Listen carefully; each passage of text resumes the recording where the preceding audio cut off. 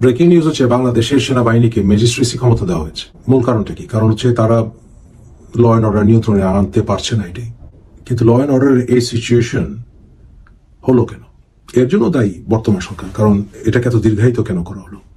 এই যে বর্তমানে ম্যাজিস্ট্রেসি অর্ডার ক্ষমতা দেওয়া হলো আর্মিকে, এটার পেছনের কারণটা কি? পেছনের কারণটা হচ্ছে আমার হিসেবে আমি আপনাদেরকে বলেছি, এই গভর্নমেন্টটা কিছুদিন হলেও ওই জিয়াউল হকের স্টাইলে ক্ষমতা পরিচালনা করবে এবং এই প্রেক্ষিতে এমার্জেন্সি অর্ডার নিয়ে আসবে। এমার্জেন্সি আনার একটা পূর্বাভাস আমি মনে করি, এবং এমার্জেন্সি পূর্বাভাসের মাধ্যমে তারা আলটিমেটলি সংবিধানটাকে সাসপেন্ড করে দিবে, পার্মানেন্টলি সাসপেন্ড করে দিবে। অনেকটা ফিদেল কাস্ট্রো বাতিস্তা থেকে ক্ষমতা নেওয়ার পরে 1959 যেটা ঘটেছিল তাই আলটিমেটলি পার্মানেন্টলি বাতিল। এবার একটা রিভলিউশনারি গভর্নমেন্ট আনতে হলে একটা বিপ্লবিক সরকারের পরিপূর্ণ রূপ দিতে হবে। হাতে টাইম খুবই কম, কারণ ডক্টর ইউনূস জাতিসংঘে যাবেন আগামী কয়েকদিনের ভিতরে। তারপরে মিলিটারি ব্যাকআপ লাগবে, চুপ্পুকে বাদ দিয়ে দিতে হবে। সুতরাং চুপ্পুর সরকারের স্থায়িত্ব আমি মনে করি শেষ হয়ে আসছে, একেবারে একদম শেষ। আমাদের বর্তমানে ডক্টর ইউনূস উনি সরকার প্রধান হবেন, পিছনে ব্যাকআপে মিলিটারি থাকবে, এবং যে রিভলিউশনারি সরকার এখানে সেনাবাহিনীকে বিশেষ ক্ষমতা দেওয়া হবে, ক্যাবিনেট রিশাফল হবে। আপনাদের কিউবান রেভলিউশনের ইতিহাসটা পড়তে হবে। কিউবাতে বাতিস্তা গভর্নমেন্ট 1953 সালে এই রেভলিউশনারি ফিদেল কাস্ট্রো ওদের চ্যালেঞ্জের সম্মুখীন পড়েছিলেন।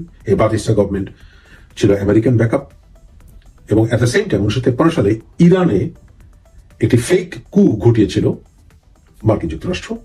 কারণ মার্কিন যুক্তরাষ্ট্র দেখছিল যে ইরানিয়ান গভর্নমেন্ট তখন তাদের যে আমেরিকান যে সকল ইনভেস্টমেন্ট ছিল তেলের খনিগুলোতে, ওগুলি তারা রাষ্ট্রায়ত্ত করছিল। তাই সিআইএ এবং MI6 মিলে ওই রেভলিউশনটি ঘটিয়েছিল। এটা ফিদেল কাস্ট্রো ওনারা জানতেন। তাই ওনারা 1953 সালে বাতিস্তা গভর্নমেন্টকে সরানোর পরিকল্পনা করে শেষ পর্যন্ত 1959 সালে সাকসেসফুল হয়েছিলেন। কিন্তু ওনারা এসে কিন্তু সংবিধান সাসপেন্ড করেছিলেন পার্মানেন্টলি, এবং তারপরে 1960 সালে ফিদেল কাস্ট্রো উনি জাতিসংঘে ভাষণ দিয়েছিলেন। কিন্তু বর্তমান সরকার, ডক্টর ইউনূসের সরকার, ওনারা কিন্তু সংবিধানকে সাসপেন্ড করেননি। শেখ হাসিনা মানুষের অটোক্রেসির মাধ্যমে মানুষের সাংবিধানিক অধিকারকে বা অধিকার আদায়ের সমস্ত রাস্তাকে উনি বন্ধ করে দিয়েছিলেন। এটাকে স্বৈরাচার না বলে অটোক্রেটিক, ডিক্টেটর এবং অটোক্রেসির ভিতরে কিছুটা পার্থক্য আছে, যদি মুদ্রার এই পিঠ ও পিঠ। তাই এটাকে সরাতে হলে আপনাকে রেভলিউশনারি গভর্নমেন্ট আনতে হবে। ওই সংবিধান রাখবো আবার ছাড়বো না, যেটা কিনা চুপ্পুর অধীনে শপথ নিয়ে উনি সংবিধান গ্রহণ করলেন। তো চুপ্পুর তো সংবিধান সাসপেন্ড করার কোনো রাইটই ছিল না। তাহলে সরকারটা এই মুহূর্তে অবৈধ। এই অবৈধ সরকার, যারা কিনা বিপ্লবী সরকার, ওনার সংবিধান সাসপেন্ড করেননি, যে অটোক্রেটিক শেখ হাসিনা সংবিধান, উনি আইনত জাতিসংঘে ভাষণ দিতে পারেন না, কোনোভাবেই না। এখন মার্কিন যুক্তরাষ্ট্র চাইলে ভাষণ দিতে পারেন কিনা? মার্কিন যুক্তরাষ্ট্র সবকিছু না। বর্তমানে যিনি জাতিসংঘের প্রধান আছেন, উনি কিন্তু গাজা ইস্যুতে এবং ইসরায়েল ইস্যুতে মার্কিন যুক্তরাষ্ট্রের বিরুদ্ধে গিয়েছিলেন।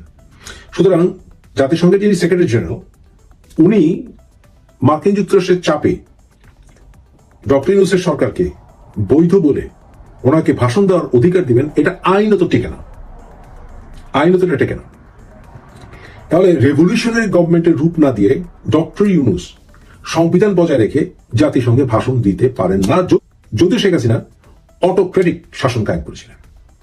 তাহলে আগামী কয়েকদিনের ভিতরে আমরা সংবিধান সাসপেন্ডের একটি পদক্ষেপ দেখব বলে আমি আশা করি। আদারওয়াইজ 1960 সালের ফিদেল কাস্ট্রোর গভর্নমেন্টের মতো উনি যদি গিয়ে ভাষণ না দেন, তাহলে ওনার কোনো লিগাল ফুটিংই নাই জাতিসংঘে ভাষণ দেওয়ার। এটা হতে পারে না। তাই আমরা এই যে মিলিটারি আমরা ম্যাজিস্ট্রেসি ক্ষমতা পেলেন, আমি মনে করি এটা তার একটি পূর্বাভাস। তবে এও আমি আপনাদের বলতে পারি, এই সরকারের কোনো ইচ্ছা নাই আগামী 2 থেকে 3 বছরের আগে কোন রকম ইলেকশন দেওয়ার। কারণ এই মুহূর্তে ইলেকশন দেওয়া মানে বিএনপিকে পার্মানেন্টলি 20-30 বছরের জন্য বসিয়ে দেওয়া। তো বিএনপিকে উইক করতে হবে। বিএনপিকে উইক কিভাবে করবে? বিএনপিকে উইক করতে হলে আরেকটি রাজনৈতিক দলকে বুস্ট আপ করতেই হবে, এবং শেষ পর্যন্ত একটি কোয়ালিশন গভর্নমেন্টের ব্যাপারে পথ সুগম করতে হবে, যাতে ভবিষ্যতে কোন ইলেকশন হলে আলটিমেটলি কোয়ালিশন করতে বাধ্য হয় বিএনপি। তারেক রহমানের বিরুদ্ধে যদিও মামলা সবগুলো ড্রপ হচ্ছে একে একে, তবে তারেক রহমানের এই মুহূর্তে বাংলাদেশে যাওয়াটা ভয়ঙ্কর রিস্কি হবে বলে আমি মনে করছি। কারণ এখনো সেই পরিস্থিতি, আইনি পরিস্থিতি আসেনি। তাই খালেদা জিয়া ওনার দেশের বাইরে যাওয়া দরকার যদি চিকিৎসার জন্য, but at the same time পার্টিকে টিকে রাখার জন্য বাংলাদেশে থাকা আবশ্যক। বাংলাদেশে কিছুদিন পরে ইলেকশনে যখন তোড়জোড় শুরু করবে বিভিন্ন পার্টি, শেষ পর্যন্ত সেই বেইমান, বরাবর বেইমান জাতীয় পার্টির সহায়তায় জামাতকে পাশে নিয়ে একটা কিছু হতে পারে। আপনি বলতে পারেন জামাতের সঙ্গে জাতীয় পার্টি যাবে না, জাতীয় পার্টি বেইমান। জাতীয় পার্টির সকল তর্কের আলো যেখানে সুবিধা পাবে সেখানে যাবে, এবং এই প্রেক্ষিতে জামাতের সাথে জাতীয় পার্টির দারুণ একটা মিল আছে। তবে সামনে আমরা ওয়াকারের ক্ষমতা বৃদ্ধি দেখব, সংবিধান সাসপেন্ডেড দেখব পার্মানেন্টলি, বিপ্লবী সরকার গঠন দেখব। এর আগে কোন অবস্থাতেই ডক্টর ইউনূস জাতিসংঘে ভাষণ দেওয়ার কোন রকম বিপ্লবী সরকার না হয়ে কোন রকম ক্ষমতা রাখেন না। এখন রাশিয়া কি ওনার বিরোধিতা করবে কিনা? না, রাশিয়া রূপপুর পাওয়ার স্টেশন, ভোলায় নতুন গ্যাস উত্তোলন ইত্যাদি কারণে সরাসরি ডক্টর ইউনূস বিরোধিতা করবে না। ইন্ডিয়া যদি একটা কথা বলে বসে যে আপনার ডক্টর ইউনূসের কোন ক্ষমতা বলে উনি ভাষণ দিচ্ছেন, ওখানে ডক্টর ইউনূসকে হিউমিলিটেড হতে হবে জাতিসংঘে। উনি কি এই হিউমিলিয়েশনের রিস্ক নেবেন? আমি মনে করি না, উচিত হবে না। ডোনাল্ড লু বাংলাদেশে এলেন, উনি বাংলাদেশের সাথে নিয়ে এসেছিলেন ইউএসএইডের বিশেষ অফিসিয়ালকে, এবং এসে আমাদেরকে $200 মিলিয়ন দিয়ে গেলেন। এটা অনেকটা গরু মেরে জুতা দানের মতো, কারণ আমেরিকান কোম্পানি শেভরন, যারা কিনা আমাদের এখানে গ্যাস উৎপাদন করছেন, তারা বলেছেন তারা আমাদেরকে কোনো বাকিতে গ্যাস দেবেন না এখন থেকে। আমরা অলরেডি তাদের কাছে প্রায় $260 মিলিয়ন আসলে দেনাদার হয়ে গেছি। সুতরাং ওরা এখন থেকে ওদের প্রায় $40 মিলিয়ন পার মান্থ দিতে হবে আমাদের, প্লাস অ্যাবাউট 26 মিলিয়ন আমাদেরকে আগের বকেয়া হিসাবে প্রতি মাসে দিয়ে যেতে হবে। অর্থাৎ এই যে $260 মিলিয়ন আমরা দেনায় পড়ে গেলাম এবং ইমিডিয়েটটা চাপে পড়ে গেলাম, এইটা যেন অনেকটা ওদিক দিয়ে কম্পেনসেট করো $200 মিলিয়ন দিয়ে। তাহলে এখন আমরা অর্থনীতির দিক থেকে আমেরিকার উপরে টোটালি ডিপেন্ডেন্ট হয়ে গেছি।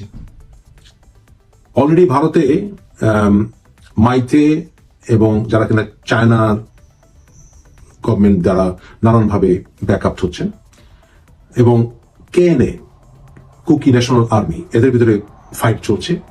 কেএনএ নাকি তারা ভারতকে ভাঙতে চায় না ওই অঞ্চলটাকে, কিন্তু মাইটের পক্ষে যারা আন্দোলন করছে তারা আসলে স্বাধীনতাকামী বা বিচ্ছিন্নতাকামী।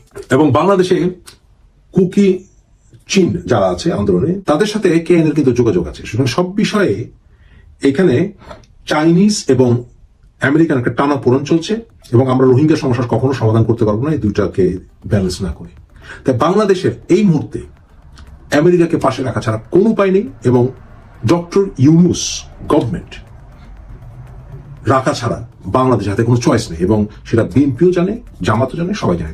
তাই এনাদের বিরুদ্ধে বর্তমানে ডক্টর ইউনূসের রিভলিউশনের গভর্নমেন্ট যদি ওনাকে ডিক্লেয়ার করেন কালকে যে আমরা রেভলিউশনারি গভর্নমেন্ট, এইটাকে ফেলে দেবে এরকম মুভমেন্টে বিরোধী দল বা বিএনপি এমনকি আওয়ামী লীগ তারা কোনো সাকসেস নিয়ে আসতে পারবে না। তাই শেখ হাসিনা সরকার জাতিসংঘে গিয়ে ভাষণ দিবে, এটাও হাস্যকর। সেই রাস্তা বন্ধ করে দেওয়ার জন্যই এই বিপ্লবী সরকারের ডিক্লারেশন এখন দিতেই হবে, এছাড়া আর কোন রাস্তা আছে বলে আমি মনে করি না।